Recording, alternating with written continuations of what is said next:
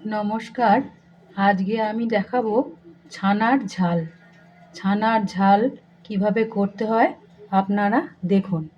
ছানার ঝাল করতে লাগছে আলু এরকম পাতলা পাতলা করে আমি কেটে নিয়েছি। লাগছে সর্ষে, লঙ্কা, হলুদ, নুন, দুটো টমেটো, সর্ষের তেল। আর যিনি মুখ্য উদ্দেশ্যে তৈরি হচ্ছেন এই ছানাটাকে আমি এরকম পাতলা করে জাঁক দিয়ে নিয়েছি, এটা যাতে লম্বা লম্বাভাবে কাটা যায়। ছোট করেও কাটা যায়, যেহেতু আমি লম্বা করেই খেয়েছি সেই জন্য আমি লম্বাভাবেই করে আপনাদের দেখাবো। আমি প্রথমে সর্ষেটা বেটে নেব। দুটো লঙ্কা আমি বেটে নেব, আর একটা লঙ্কা আমি ছোট ছোট পিস করে নেব যাতে ওই ঝালের মধ্যে দেওয়া যায়। আমি সর্ষেটা বেটে নিয়েছি, কাঁচা লঙ্কাটাও বেটে নিয়েছি, আর টমেটোটা এরকম স্ট্রেনারে করে দিয়েছি যাতে গ্রেভিটা ভালো হয়। এবার আমি ছানাটাকে কাপড় থেকে খুলে নেব। এবার আমি ছানাটাকে কেটে নেব। এমনভাবে কাটতে হবে যাতে লম্বা পিস হয়।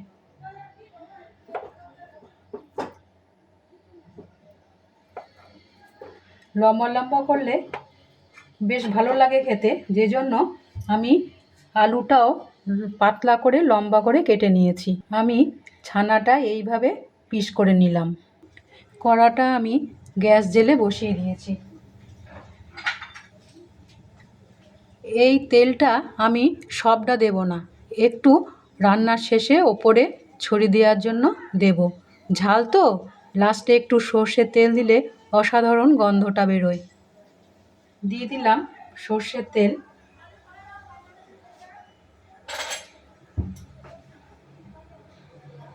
তেলটা হয়ে গেছে, আমি এবার ছানাগুলো দিয়ে দেব। ছানাগুলো একে একে দিতে থাকি। এটা একটু ভেঙে গেল, অসুবিধা হবে না।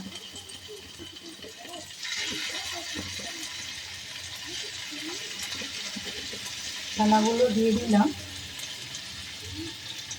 ঢাকা দিয়ে দিলাম। ছানার ঝাল করতে ছানাগুলো খুব কড়া করে না ভাজলেও হবে। ঢাকাটা খুললাম। এবার এগুলো একটু উল্টিয়ে দিতে হবে।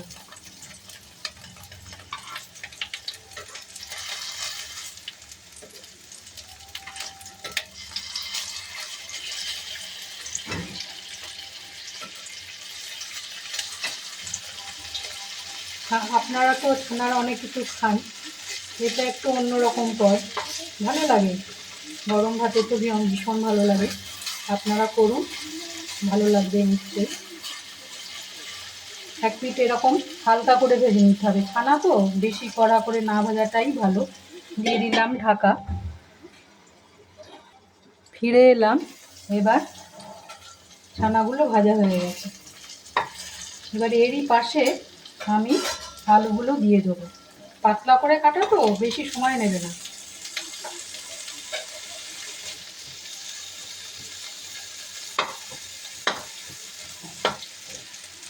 আলুগুলো দিয়ে দিলাম।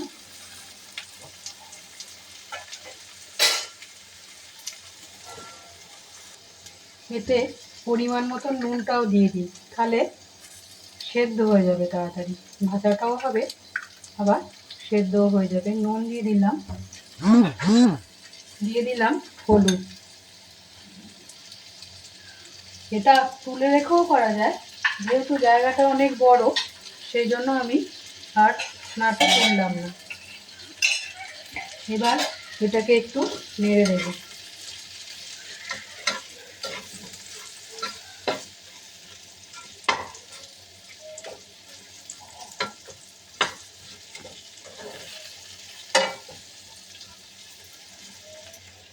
দিয়ে দিলাম ঢাকা।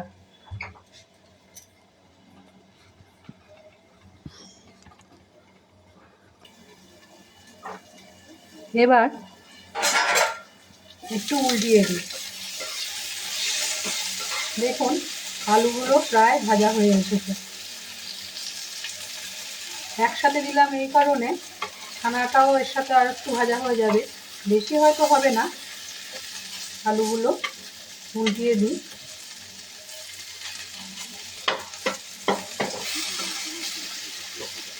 ছানার ঝাল একটু ঝাল ঝাল খেতেই ভালো লাগে, আমি লঙ্কাটা কমই দিয়েছি। আপনারা যে যেমন খাবেন সেরকম ঝালের পরিমাণটা বাড়িয়ে দেবেন। বাচ্চারা তো ঝাল খেতে চায় না, সেই জন্য আমি লঙ্কাটা কমই দিয়েছি। একটা লঙ্কা আমি কুচিয়ে নিয়েছি এই কারণে যে এক একটা মুখে পড়লে, লঙ্কার পিস যখন মুখে পড়ে বেশ ভালোই লাগে। আলুগুলো প্রায় ভাজা হয়ে এসেছে, আমি গ্যাসটাকে বাড়িয়ে দিলাম।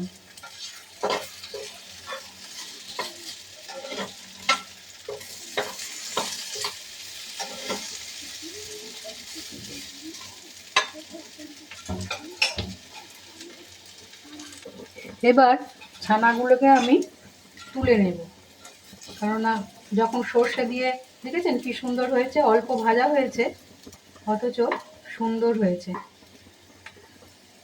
আমি যখন আলুটাকে একটু কষিয়ে নেব, সেক্ষেত্রে তো ছানাটা থাকলে হবে না, সেই জন্য আমি ছানাটাকে তুলে নিলাম। এই যে ছানাটা ভেঙে গিয়েছিল, দেখুন সুন্দর গোটাভাবেই উঠেছে। আমি আস্তে আস্তে এইগুলো তুলে নিই।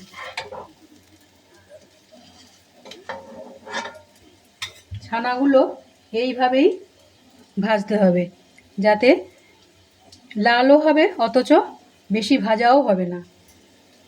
এবার আমি এর মধ্যে আস্তে আস্তে সর্ষে বাটা, লঙ্কা এইসব দিতে থাকি। প্রথমে আমি টমেটো পিউরিটা দিয়ে দিলাম। আমি একটু স্ট্রেনারে ঘষে নিয়েছি, অল্প তো, যে ক্ষেত্রে বেশি লাগবে সেক্ষেত্রে আপনারা মিক্সিতে দিতেই পারেন। আমি দিইনি এই কারণে একটুখানি, সেটা সেই জন্য আমি আর এটাতে মিক্সিতে দিইনি। ভালো করে এটা নাড়িয়ে নিই। এরপর দিয়ে দিলাম লঙ্কা, দিয়ে দিলাম সর্ষে,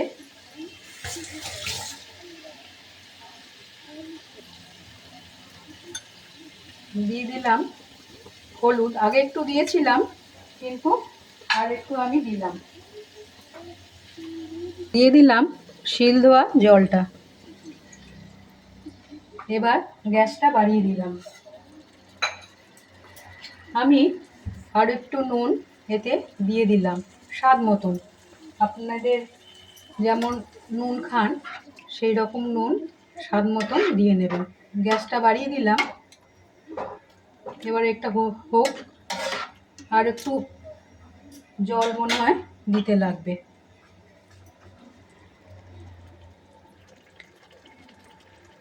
দিয়ে দিলাম আর একটু জল, ঢাকাটা দিয়ে দিলাম।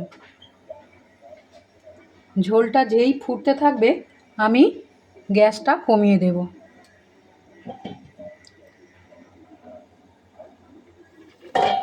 ঝোলটা ফুটতে শুরু করেছে, আমি গ্যাসটা কমিয়ে দিলাম। মিনিট 2-3 পর আবার ফিরে আসব। খানিকক্ষণ পর ফিরে এলাম। এবার এটাকে উল্টিয়ে দিলাম। দেখুন টমেটোটা পেস্ট করে দিয়েছি তো, সুন্দর রঙটা এসেছে। আলু প্রায় সেদ্ধ হয়ে এসেছে, আর একটু ঢাকা দিয়ে দিই। ফিরে এলাম। এবার লঙ্কা কুচিটা দিয়ে দিলাম।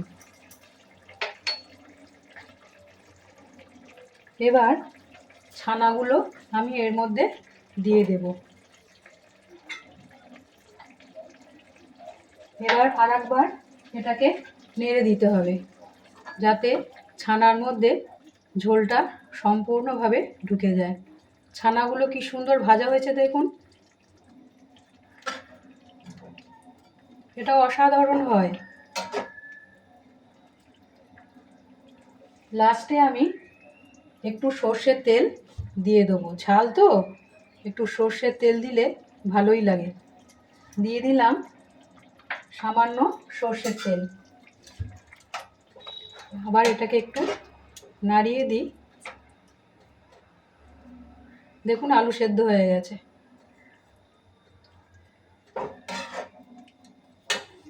গ্যাসটা আরেকবার বাড়িয়ে দিলাম।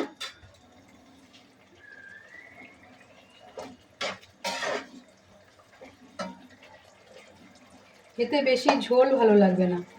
ছানার ডালনায় যেমন একটু ঝোল ঝোল ভালো লাগে, এতে একটু গামাখাই ভালো লাগে। আর ছানা তো এবার অফ করে দিতে হবে, ছানা তো একটু জল টানবে। আমি গ্যাসটাও অফ করে দিলাম। মিনিট 5 পর ফিরে এলাম। দেখুন কি অসাধারণ হয়েছে। খানিকক্ষণ পর আমি ফিরে আসছি। এই আমার ছানা ভাপা তৈরি। ভুল বলে ফেলেছি, ছানা ভাপা না, ছানার ঝাল তৈরি। আপনারা করুন, নিশ্চয়ই ভালো লাগবে। ছানার ঝাল তৈরি করে আমি খেতে দিয়ে দিলাম। আজ রাখি।